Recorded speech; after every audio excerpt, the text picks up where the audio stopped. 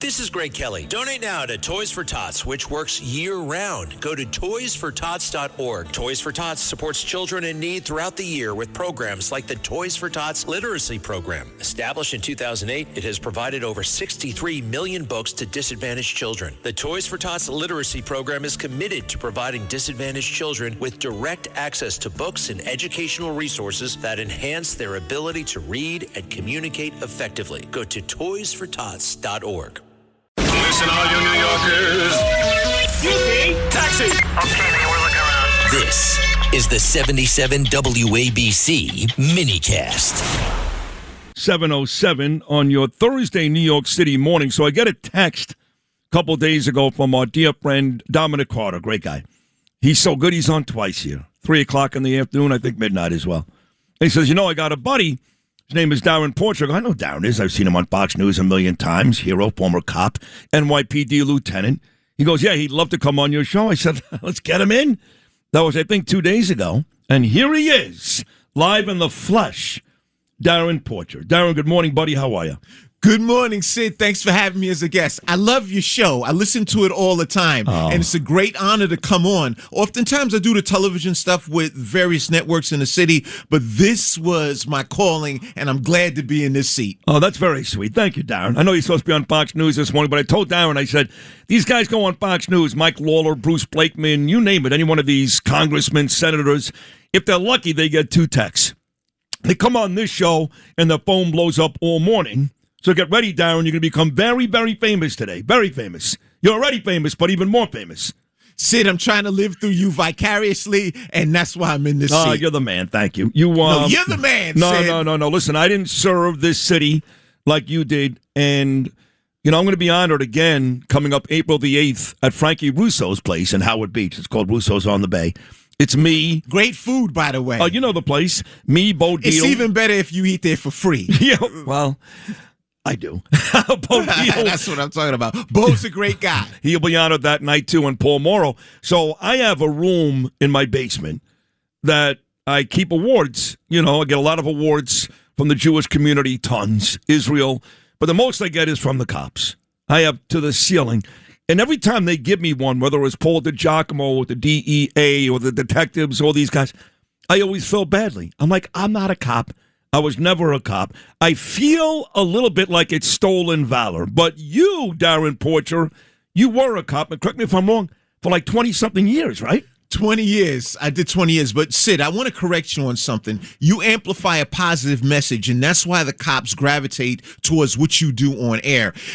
A cop deals with, I want to say, a very monolithic group of people. The cop works in their particular neighborhood, whereas you have a more universal audience, and so you're able to broadcast this situation as it relates to the atrocities that are happening in the city of New York. We are under siege, and we're fortunate enough to have a journalist like yourself that's amplifying that message. And I thank you, based from the bottom of my heart, not just mine, as well as my fellow counterparts that are in the NYPD. Well, thank you. And, they listen all morning long. There's cops driving around. I got to tell you, I actually helped out Vincent Vallalon get the sergeants their new contract. That was a big deal. Vinny. Yeah, good Vinny, guy. Great guy. I'm going to try to help out now with, who's the guy? Hendry. He replaced Pat Lynch. They need a contract, too. So, and Jessica Henry's Tisch doing a is good job too. in there as well. Yes, but he's Pat very good. Lynch was a great guy, tough act to follow. Very tough. And Jessica's doing a great job, too.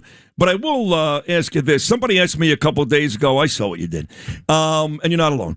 A couple of days ago, somebody said to me, they said, when did this all start? I said, what? I thought they meant Iran. When did it all start that people in New York City were that disrespectful to the police? Because you said you go out of your way to be anything but that, which I do. I love the cops. I get angry when people are critical of the cops. Even if it's in, I don't know, Texas, and some kid shoots up a school because a cop reacted late, or a cop in front of a school in Parkland reacted late. I don't want to hear it. You guys are human too, okay? Not everybody is trained like the NYPD. When did it all start? And I said 2020, the Floyd, the Summer of Love, but it may have been even before that. If you want to take an educated guess, Darrin Porcher, as to when the public in New York really began being so disrespectful to you courageous men and women, what would you date that back to? The Bill de Blasio administration. Bill de Blasio was the antithesis to public safety in the city. And then it carried on to the current mayoral meatball, Zoran the Moron Mandani.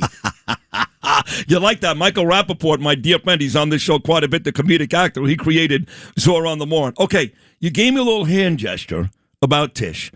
You don't got to kill her. You don't got to love her either. I'm close with her. I think she's doing a very good job, but not every cop does. What is your issue, if you have one, with Jessica? What would you like to see more of? I'm not a big fan of hers. Granted, she's the incumbent police commissioner, but at the same token, I thought that there were more qualified individuals within the NYPD's rank and file that could have done a better job. But at the same token, you as a public servant, you serve at the behest of the mayor. The mayor is the chief elected official in the city of New York. And we have a travesty as it relates to what's in City Hall. Right. So then you almost have to give her more credit than maybe you gave her before, because you may not think she's, Ray Kelly or Bill Bratton. I think she's better than Bratton, but fine. But the fact that she has to deal with this guy every day and still stuck on, she doesn't need the money, Jessica, doesn't need this. But the fact that she's stuck on because she knows that New Yorkers are in jeopardy, Jewish New Yorkers especially, that does go to show you that she does care about the people in this city. Well, do you not think that's the case? Sid, you got to stand for something or you fall for anything.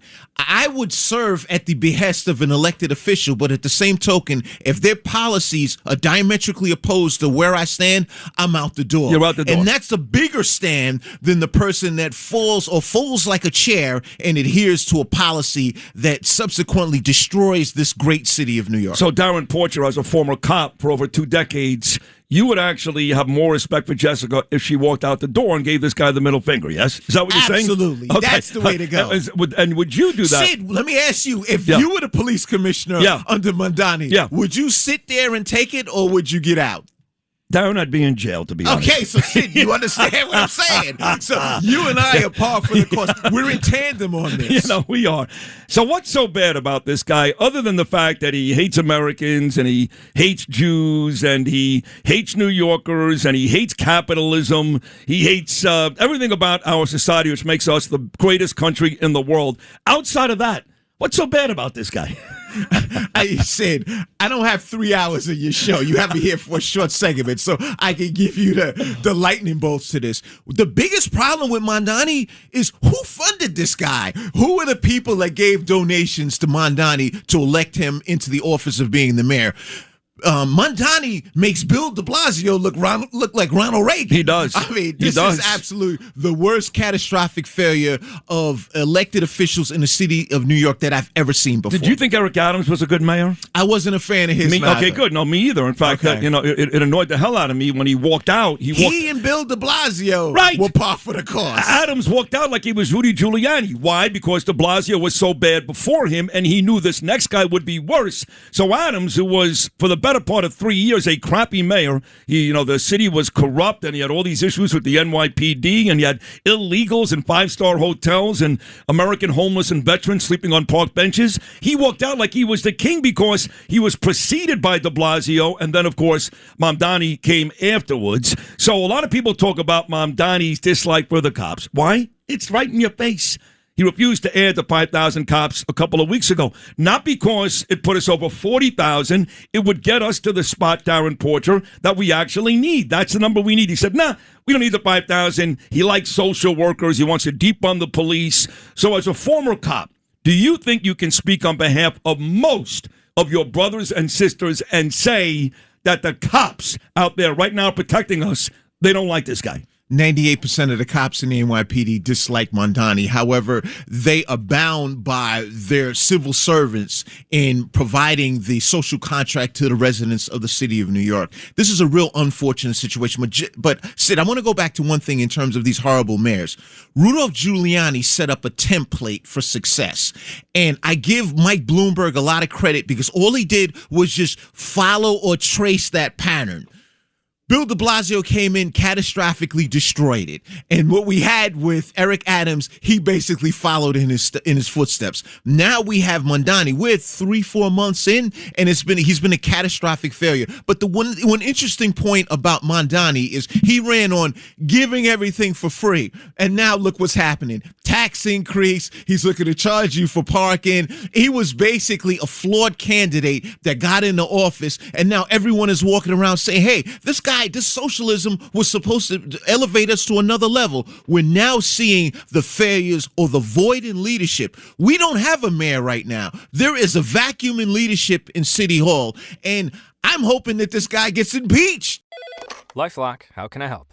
The IRS said I filed my return, But I haven't. 1 in 4 tax-paying Americans has paid the price of identity fraud. What do I do? My refund, though. I'm freaking out. Don't worry, I can fix this. LifeLock fixes identity theft guaranteed and gets your money back with up to $3 million in coverage. I'm so relieved. No problem. I'll be with you every step of the way.